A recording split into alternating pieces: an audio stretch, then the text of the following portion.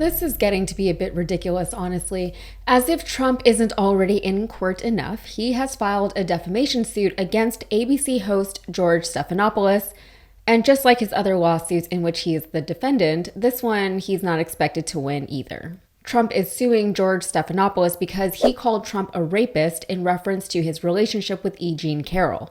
Trump thinks it's bad for his brand to be associated with that word, so he is saying that this is defamation. But in order for something to be defamatory, it's supposed to be untrue. Problem is, the judge has already said that it is true. Trump did quote-unquote rape E. Jean Carroll, according to Judge Kaplan. Congressman, thanks for joining us this morning. You've endorsed Donald Trump for president. Judges and two separate juries have found him liable for rape and for defaming the victim of that rape. How do you square your endorsement of Donald Trump with the testimony we just saw? Well, I will tell you, I was raped at the age of 16.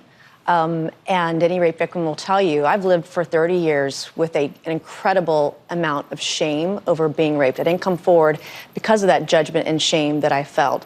And it's a shame that you will never feel, George. And I'm not going to sit here on your show and be asked a question meant to shame me. Has been indicted more times than elected and is currently in trial for 91 felony charges. And that's after being ordered to pay $83 million after a jury of his peers decided he was a rapist. That's the leader of the Republican Party. And I'm sure that in Stephanopoulos' defense, he will remind everyone involved of exactly that. He's been in the game long enough. He knows what he's doing as a journalist.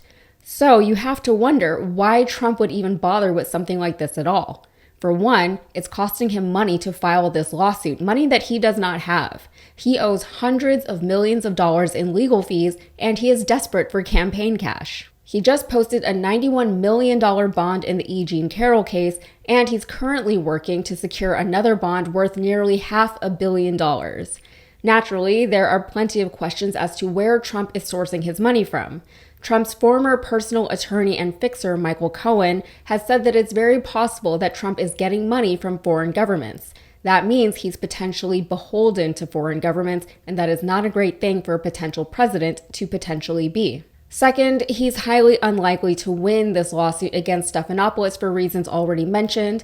And third, this will only earn him more press in which his name will be mentioned in the same sentence or the same headline as the word rapist. So in his apparent effort to distance himself from that word, he's doing the exact opposite.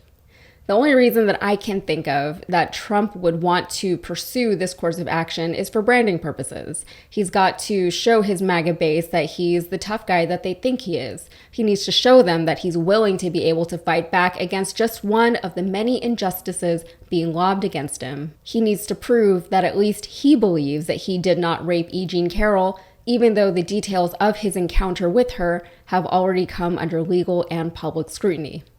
And now, like in this video, people are only going to talk about it more and more. If his goal was to see something die down in the media, this is a very ineffective way of achieving that goal. On top of everything else, E. Jean Carroll, who has already successfully sued Trump twice, could potentially sue him a third time. He keeps defaming her. He did it again during a campaign speech earlier this month. She would be within her rights to do so.